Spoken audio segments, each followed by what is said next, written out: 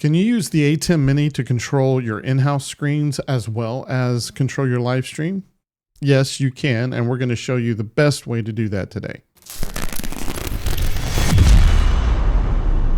Hello everyone, I'm Ryan Scott from churchsetup.com, and we get a lot of questions about controlling the in-house screens for churches that want to show their video footage up on the screen. Now, in a lot of churches like mine, the sanctuary is small enough that you don't have to worry about putting video footage up on the screens because that can be distracting in a small sanctuary. However, when you get to a medium or larger size church, putting video footage up on the screens can help enhance the service and help people to pay attention more when they can see, the people on stage. They can see them blown up and a little bit bigger on the screens in the house. However, if you want to show the video footage on the screen, but you also have a live stream going, how are you going to get the footage up there and on the live stream and coordinated in such a way where you can control them independently or together if you want? That's where the ATEM Mini comes in, and it's going to be the ATEM Mini Extreme, not the ATEM Mini Pro. The reason for this is because you need multi-view. You can't really operate without multi-view, especially if you're operating multiple cameras. You need to be able to see what you're doing.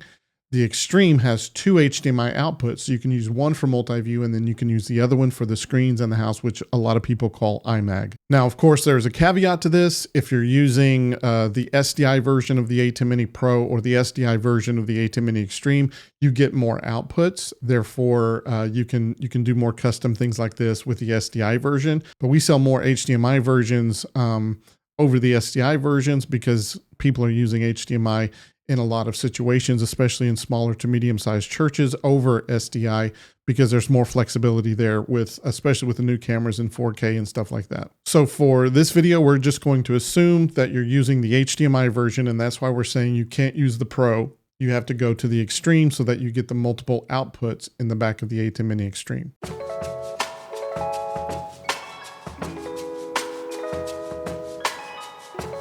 So let's talk about the setup. How do you get it done right? Because you have two outputs. Which one do you use for which? So you're going to have one output running your multi-view. You're going to have another output running iMag.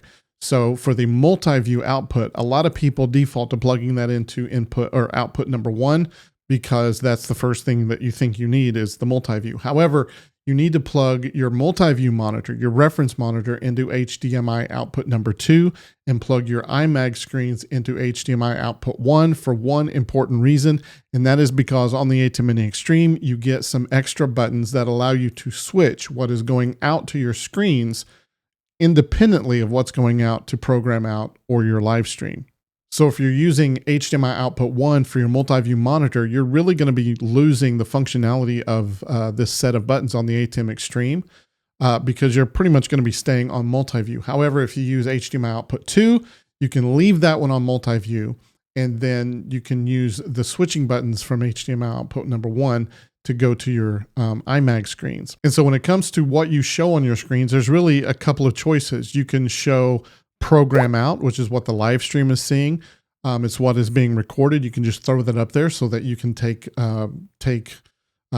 super source and show it up there. You can take, your lower thirds that are keyed out and all of that and show that on the screen. If you want your lyrics lower thirds actually showing over your video footage, you'll use program out for that. But if you ever want to customize what you put on the screens, you can actually just show full screen one of your sources full screen on iMag. For example, if you have Pro Presenter or Media Shout or Easy Worship or something like that you're bringing into the ATEM for sermon slides, graphics, video playing, and you want to play those full screen on the screens, then rather than showing program out, you can actually select which source that is coming from and show that full screen out. So if you look at this example here, we actually have input number 1 showing full screen to the live stream.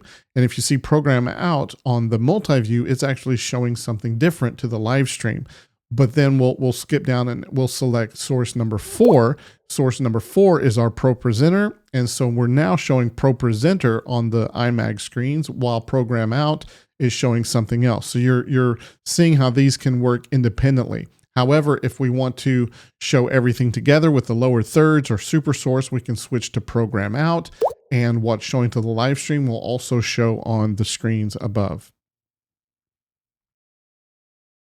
So the question is, why do this? Well, Most of the time, people are probably going to use program out because all of their switching, they're probably going to be using their mental capacity to switch for the live stream. And it's easier just to show the same switching, the same program up on the screens. But in some instances, you'll want to show something different to the live stream than you do in-house. For example, if during a certain portion of the service, you want to play video announcements, like if you have special video announcements that you want to show to the live stream, but playing those in-house would be distracting or weird, you can actually leave program out running to the live stream and play those videos there while you use the switch buttons on the ATEM to say, well, let's just show camera 1 on iMag while these announcements are playing to the live stream.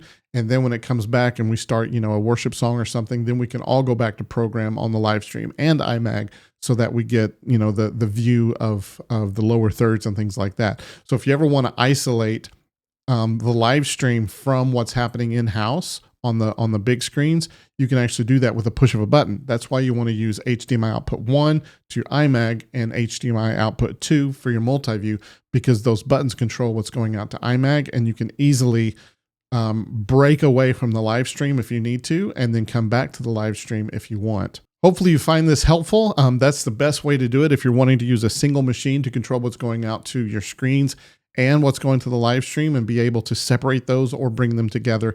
The ATEM Extreme is really the best little thing that I've found to do that. And hopefully you found that helpful. And if you did, and you're looking for a live stream setup or to upgrade your live stream setup, you're looking for cameras, things like that, we invite you to go to churchsetup.com and check those out. And for that, we have a commercial that's about to roll now. Have you ever wondered how to take your church's message beyond the four walls of the sanctuary and into the homes of people who would never have darkened your doorstep? Look no further than Church Setup. We make it easy for you to produce professional grade live streams that won't break the bank. And it's not just for churches. We've helped everyone from higher education to high schools to even municipal organizations. You name it, we've got you covered. Now, we know that choosing cameras and components can be a daunting task. You could spend hours, weeks, months checking and double checking compatibility and quality, only to end up regretting your purchase in the end. But with Church Setup, you don't have to waste the time. You don't have to worry about any of that. We've combined the best products from top brands like Blackmagic Design, Canon, Bird Dog, PTZ Optics into all-in-one video kits that work almost as easy as taking them out of the box, plugging them in, and starting to stream. But that's not all. We also offer premium support and training to help you out whenever you need it. So whether you're looking to launch a new live stream or upgrade your current setup, head on over to churchsetup.com and let us earn your business. Because at Church Setup, we're not just here to help you spread your message, we're here to make it fun and easy and affordable.